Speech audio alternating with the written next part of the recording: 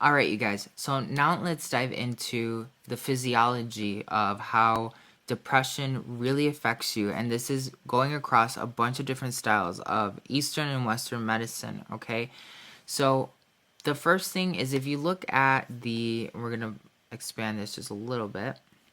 If you look at the gallbladder meridian, if you look up in acupuncture, if you look up in any type of traditional Chinese medicine, this meridian is basically what is tied to the solar plexus. All right. So we first identified all the imbalances come from the solar plexus when it comes to depression, anxiety, the inner child. We already understand that. Great.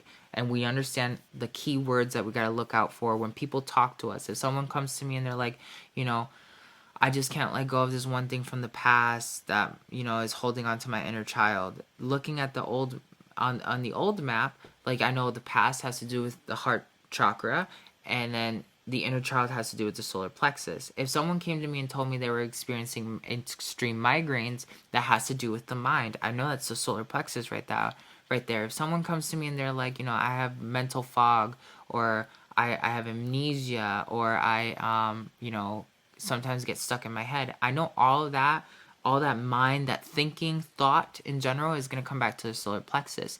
So when we look up the solar plexus online, what meridian is connected to the solar plexus, the first thing that'll come out is the gallbladder. Now there's a couple other ones that run and interact with the solar plexus, like the governing meridian is one of those other ones, but I'm just going to go right to the core of it all. So this is what it looks like. That's the running gallbladder meridian. You can put your hand on any one of those portions and run any of the alchemy that we'll be reviewing through this class, and you'll be able to super shock not only the meridian that's connected there and like your gallbladder, but then you'll be able to also super shock your solar plexus and get even more targeted healing. Now, a lot of times people are healing themselves and they're like, oh, I'm just going to put all my attention on the solar plexus, right? But the solar plexus runs in all these other weird ways, shapes, and forms. So, like, if you can actually put your hand on those points, on the left side of your body, and then start doing, I'll even, like, I'll touch, like, right now I'm touching this point right here, this point right here, and this point right here. I'm touching all three of those points. Bam, bam. And then I'm going to just use all the alchemy that I'll teach you in this course. And I'm really like highly concentrating the energy in that system, okay?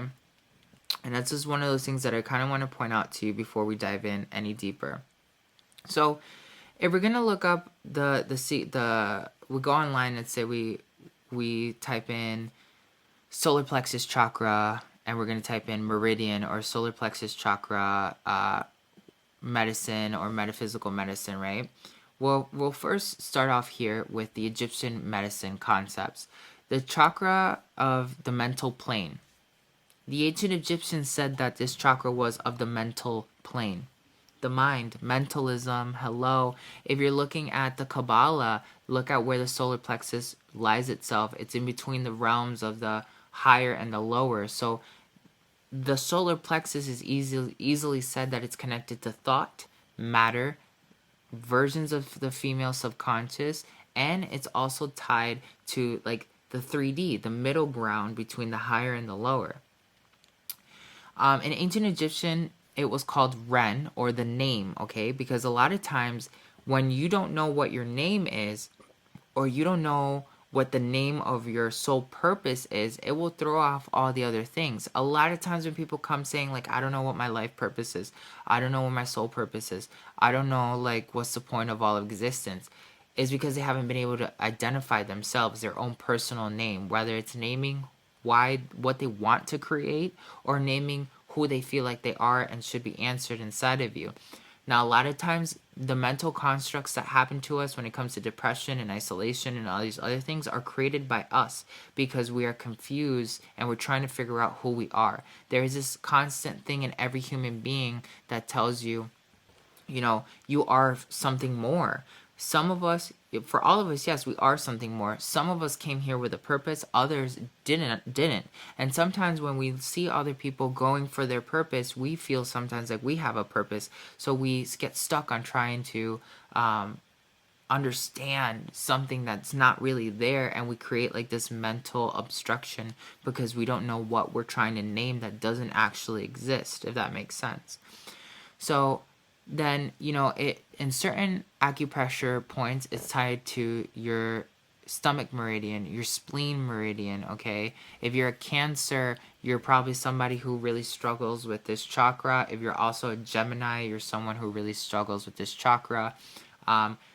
Geminis are people who are constantly like having so many opposing thoughts in their minds that one moment they could be here with you and the next moment they're completely isolated because there's something really off balance constantly fighting itself inside of a Gemini person astrologically.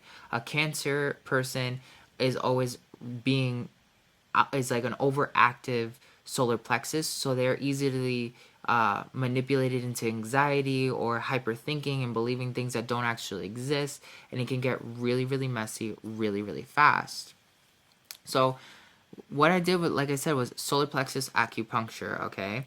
And then let's go ahead and look at other things that Western medicine has to do. So here we have Master Kaneko, who is basically saying that the secrets of the liver and the gallbladder meridians here, they tie themselves to the concepts of depression. So one of the things he says here, when emotions which signal liver chi imbalance, okay, it include anger, frustration, depression. If you're somebody who gets extremely angry, it's most likely because you have a strong foundation on what you believe reality to be, which would then not allow you to easily change, which makes you a victim of the third reality. If you've taken the 5D course, I've explained this to you already.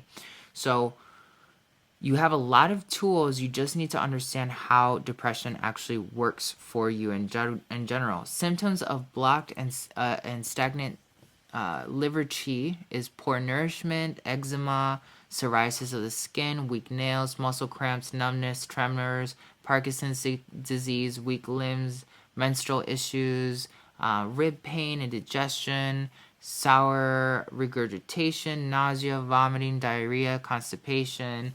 You'll even have eye symptoms, blurred vision, floaters.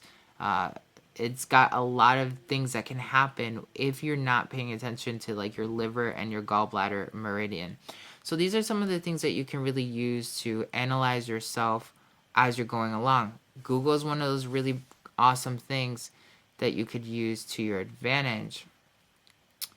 So we already went over, it's stuck to the stomach, the gallbladder, the spleen. It's also going to be affecting the liver. We see how it's like really intertwined. If you can target the gallbladder meridian or the governing and gallbladder meridian, so the governing meridian is basically your spine. Put your one hand on the spine, another hand on the gallbladder type stuff, and you're going to see that your energy really expands and turns itself into something amazing. So when you see yourself as powerless compared to other people, compared to others, you have lots of different ways of shaming yourself. You see the future as full of danger, and you also see change as this threat. You're highly goal oriented and get a sense of meaning and purpose from your list of accomplishments, but sometimes you bite off way more than you can chew, and that starts working against you. You experience any of the following physical symptoms on a frequent or chronic basis: liver issues, gallstones, pancreas disorders. 5 ways to strengthen your sacral chakra, which, remember how I walked you guys into first understanding that your solar plexus was somehow going to start walking into your sacral chakra. So here, even another blogger who's understood this is going to come back and start walking into the sacral chakra. So there, we understand that much. Now, this is the one I actually wanted you to see. The gallbladder meridian, actually. So it's that blue one.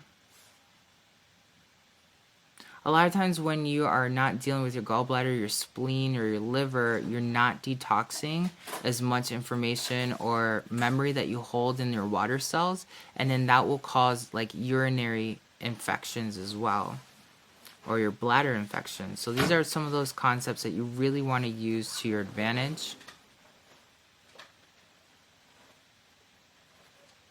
And I will be adding these into your curriculum, so you can definitely review this. Pretty straightforward. If you can zap any of your energy through this meridian, the spleen meridian, the stomach meridian, the governing meridian, you're always going to be working to some degree. You can even grab your one small little toe right there and add in some really good energy, all right?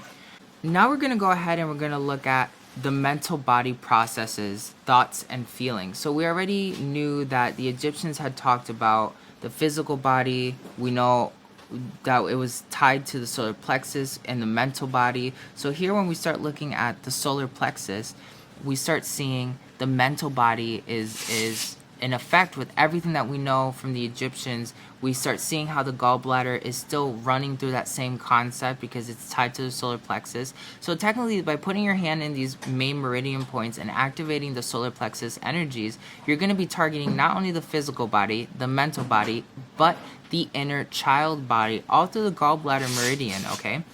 The next thing is you need to understand that since it's all connected to the mind, right? All these concepts are connected. Physically, mentally, the inner child, it's all the mind. It's all going to come back to the solar plexus, all right? And then finally, once it's coming back to the solar plexus and we've understood, like, okay, this is the main wiring of everything, let's look at time within the chakras really fast, okay? So solar plexus chakra opens up a gateway from years 2.5 years to 4.5 years. So your solar plexus is, again, when we read just this line right here, when it comes to your inner child work, it's tied, again, inner child. It's all corresponding. Now, I pulled this out by working with Antojai. This is all research that I've found later on the road with everything that I've been doing, okay? So we're looking at these diagrams of what Antojai has proven to us, what we've referenced with other Eastern medicine traditions,